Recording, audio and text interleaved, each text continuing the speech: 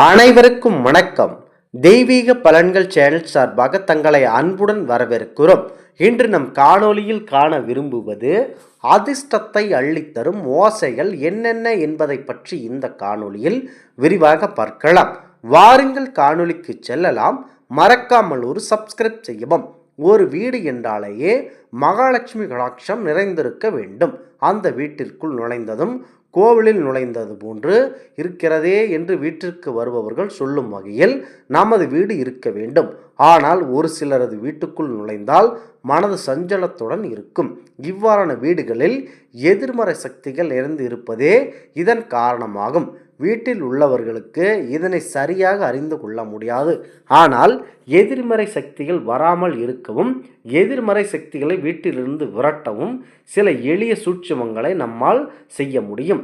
அவ்வாறு நேர்மறை சக்திகள் ஈர்க்கக்கூடிய ஓசைகளை எப்பொழுதும் நம் வீட்டில் கேட்கும்படி செய்ய வேண்டும். அவ்வாறு அவை என்னென்ன ஓசைகள் என்பதை பற்றித்தான் இந்த வீடியோவில் நீங்கள் பார்க்க போகிறீர்கள். திரைப்படத்திலோ அல்லது தொலைக்காட்சி பெட்டியிலோ ஒரு சில ஓசைகள் நம் மனதிற்கு சென்று நம்மை ஆட்கொள்ளும். அவ்வாறு சோகமான ஓசையை கேட்டோம் என்றால் சிறிது நேரம் நமது மனம் நம் வாழ்க்கையில் நடந்த சோகமான நிகழ்வுகளில் மூழ்கி மிகவும் சோர்வாக இருக்கும்.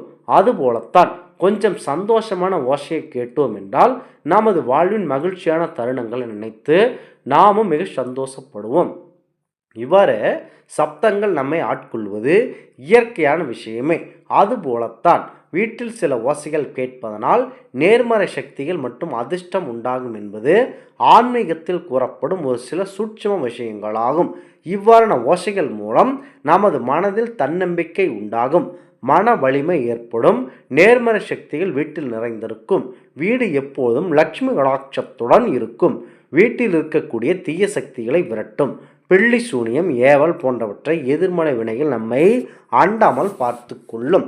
இது முதலில் வீட்டில் இருக்கும் பெண்கள் கையில் வளையல் மற்றும் காலில் கொலுசு அணிவதன் மூலம் அவற்றினால் ஏற்படும் ஓசையினால் எப்பொழுதுமே லட்சுமி கடாட்சம் நிறைந்து காணப்படும். இதனால் எதிர்மறை சக்திகள் நமது வீட்டினுள்ளேயே நுழையாமல் இருக்கும். அவ்வாறு வீட்டில் இருக்கும் சிறு பிள்ளைகளின் சிரிப்பு சத்தமும் அழுகையும் அவர்களின் குறும்புத்தனமான வார்த்தைகளும் வீட்டிற்கு பெரும் அதிர்ஷ்டத்தை கொண்டு வரும். அடுத்ததாக சில்லறை நாணயங்களின் ஓசையும் வீட்டிற்கு பெரும் அதிர்ஷ்டத்தை சேர்க்கும், நேர்மறை சக்தியை கொடுக்கிறது. இதற்காக பூஜை அறையில் ஒரு சிலர் சில்லறை நாணயங்களை குவித்து வைத்திருப்பார்கள். அதனை வெள்ளி, செவ்வாய் மற்றும் விசேஷ நாட்களில் குபேரனுக்கோ அல்லது மகாலட்சுமி தேவிக்கோ அபிஷேகம் செய்து பூஜை செய்வார்கள். அவ்வாறு சில்லறை நாணயங்கள் சத்தம் வீட்டில் ஒலிப்பது மிகவும் அதிர்ஷ்டத்தை கொடுக்க வல்லது. அதுபோல எப்பொழுதுமே வீட்டில் நேர்மறை சக்திகள் இருப்பதற்காக மனதிற்கு அமைதி தரும் மென்மையான ஓசையை ஒலிக்கச் செய்ய வேண்டும். இல்லாவிடில் கந்த சஷ்டி கவசம் மற்றும் ஏதேனும் மந்திரம் உச்சரிக்கும் பாடல்கள், தெய்வ சக்தியை போன்ற பாடல்கள் இவற்றை ஒலிக்கச் செய்யலாம். அதுபோல மிக முக்கியமாக நமது வாயில் இருந்து வரக்கூடிய வார்த்தைகள் எப்பொழுதுமே நேர்மறையானதாகவே இருக்க வேண்டும். அந்த வார்த்தைகளின் தாக்கத்தை பொறுத்தே நமது வீட்டில் நேர்மறை சக்தியும் எதிர்மறை சக்தியும் குடிகொண்டிருக்கும். அடுத்ததாக நீங்கள் உங்களுக்கு மனதுக்கு பிடித்த வார்த்தைகளை மனைவி மக்கள் எவரையேனும் திட்டினால் அவர்களை திட்டாமல் அன்பாக பார்த்து கொள்ள வேண்டும். நீங்கள் எப்படியோ நல்லதுதான் நம்ம வீட்டில் நடக்கப் போகிறது என்று அனுதினமும் பேசிக்கொண்டே இருக்க வேண்டும். அளவிற்கு அளவு செலவுகள் என்பது அதிகமாக இருக்கும். இன்னும் சிலருக்கும் மாதம் 10 தொடங்கிய நாள் வரைத்தான் கையில் பணம் இருக்கும். அதற்கு பிறகு பணம் இல்லாமல் ஒவ்வொரு செலவை பார்த்து செய்வார்கள். மாத பிறப்பு, வருட பிறப்பு என்பது மிக முக்கியமான ஒன்றாகவே கருதப்படுகிறது. மாத பிறப்பு ஆங்கில மாதமாக இருந்தாலும் சரி, தமிழக மாதமாக இருந்தாலும் சரி, அந்த நாளை நாம் தொடங்கும் பொழுது தெய்வ நம்பிக்கையுடன் தெய்வ வழிபாடுடன் தான் தொடங்க வேண்டும்.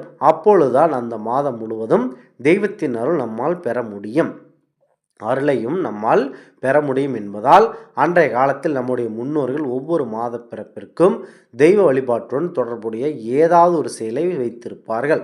அந்த வகையில் பிப்ரவரி மாதத்தின் நாள் நீங்கள் என்ன செய்ய வேண்டும் என்றால் செலவுகளை பற்றி இப்போது தெரிந்துங்கள்.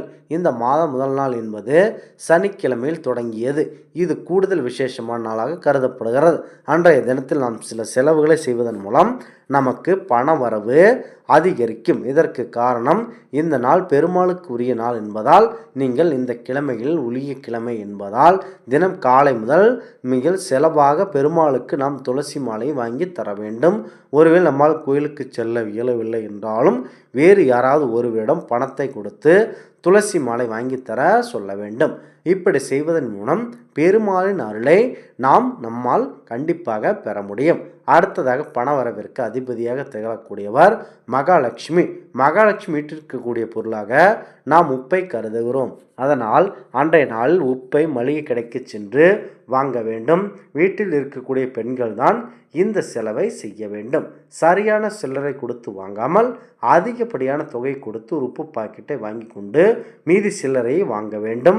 அதோடு மட்டுமல்லாமல் கல்லுப்புடன் வேறு எந்த பொருளையும் வாங்கக்கூடாது என்பது மிகவும் குறிப்பிடத்தக்கது. இந்த ஆன்மீக தகவல் உங்களுக்கு பிடித்து இருந்தால் தெய்வீக பலன்கள் சேனலை கண்டிப்பாக சப்ஸ்கிரைப் செய்து கொள்ளவும். மீண்டும் ஒரு நல்லதொரு காணொளியில் உங்களை சந்திக்கிறோம். நன்றி, வணக்கம்.